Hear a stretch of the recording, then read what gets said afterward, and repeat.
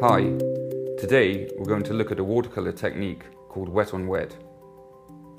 For many artists, as in the work of Emil Nold, working on a wet surface lets the colour move around and for the colours to mix on the paper.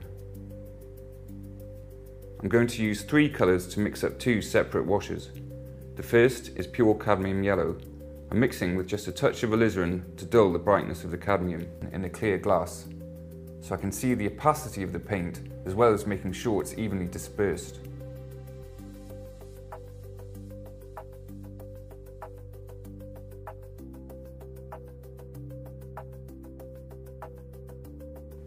The second wash is dominated by cerulean blue. It's a lovely granular colour to use wet on wet. I've added some alizarin crimson to make it into a light purple, so roughly 80% cerulean and 20% alizarin.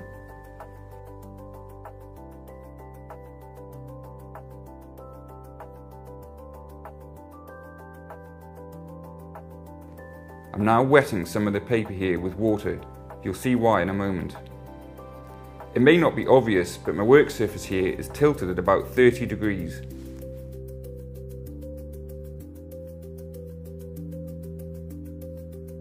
So this is the lightest wash. Already we can see the contrast where the paper has been left dry, as it's staying white against the yellow of the cadmium. Now I'm adding the purple. Initially the colours look very naive, but watch this as they slowly mix and separate on the paper. The alizarin, through basic chromatography, separates from the cerulean, leaving the pink of the alizarin behind.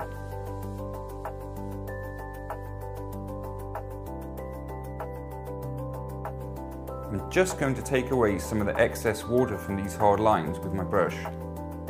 The tones I'm using are mixed slightly darker than I would with a dry on dry technique, because they're diluting with the water already on the paper. Look here at how the sediment of the cerulean settled into the texture of the paper.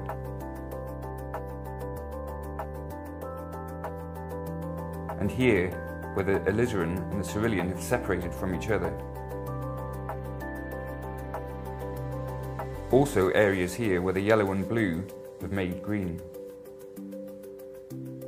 I hope you've enjoyed seeing how using colours on wet paper and by playing with the tilt of the paper you can achieve some interesting results.